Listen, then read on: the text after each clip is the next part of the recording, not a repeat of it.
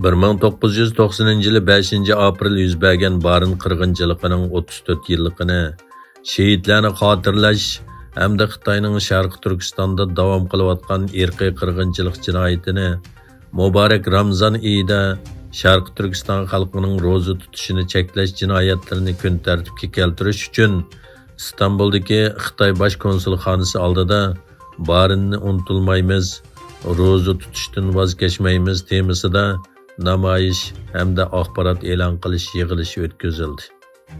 Xalqaro Sharqi Turkiston Tashkilotlar birligining tashkillashi bilan o'tkazilgan namoyish va axborot e'lon qilish yig'ilishida oldi bilan birlik raisi Hidayatulloh O'g'izxon bayonot o'qib o'tdi.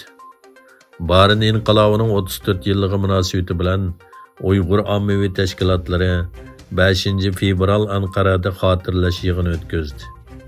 Uyg'ur Akademiyasi fondi jamiyati, Sharqi Turkiston tadqiqot fondi jamiyati va Dunyo Uyg'ur qurultiyi fondi jamiyati bilan hamkorlashib uyushtirilgan bu xotirlash yig'iniga siyosiy partiya vakillari, jurnalistlar, ommaviy tashkilotlarning boshqaruvchilari, akademiklar, Ozarbayjon va Afg'onistondan kelgan muhim mehmonlar qatnashdi.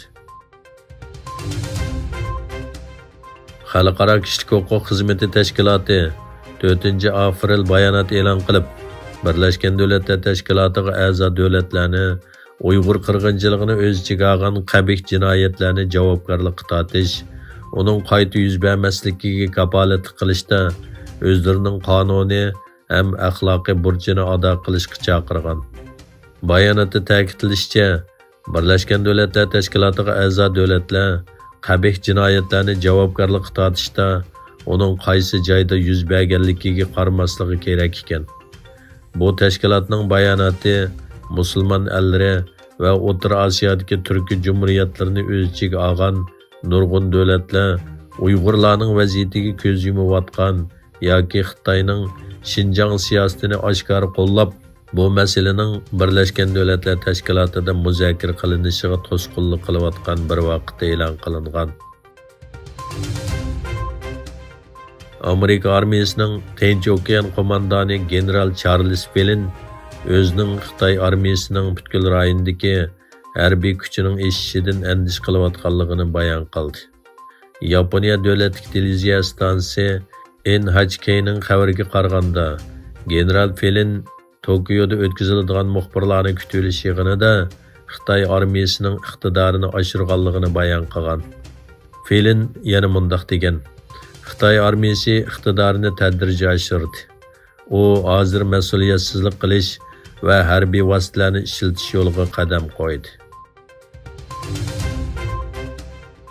Amerika Moliya ministri Janet Yellen Xitoyni ziyorat qilganda Xitoyning to'kliq mashina va qayta hosil bo'ladigan energiya aslahalari qatorliq yangidan gullanayotgan sohalarga mablag' selishi bilan ishlab chiqarish iqtidorining eshib ketishining dunyo iqtisodidagi tangpungsizlikni keltirib chiqaradiganligini ogohlantirdi. Amerika Moliya ministri ziyoratining birinchi bekatida Xitoyning janubidagi Guangdong o'lkasining markazi bo'lgan Guangzhou shahrida Amerika savdo uyushmasi vakillari bilan ko'rishdi. Yellen yig'in jarayonida Amerikaning Xitoy bilan sog'lom iqtisodiy munosabat o'rnatishni xohlaydiganligini va Xitoy bilan bo'lgan iqtisodiy munosabatni uzmoqchi emasligini ta'kidladi. Ammibab, ya'ni Volkswagen shirkatining bosh ijroiya amaldori Oliver Blume Xitoydagi bozor o'lishi uchun g'oyaviy nishonni bekitishdan saqlanishni xohlaydiganligini, keskin raqobatni ko'zda tutib 10% dan yuqori har qanday nisbatning ahamiyatli bo'ladiganligini aytdi. Oliver Blume juma kuni Germaniya FAZ gazetida shirkatning Xitoyning to'kliq mashina bozoridagi o'rni haqida baho berdi. Ma'lum bo'lishicha, Volkswagenning Xitoydagi umumiy bozor ulushi 2018-yildagi 18% dan bulturqi 14% ga tushib qolgan.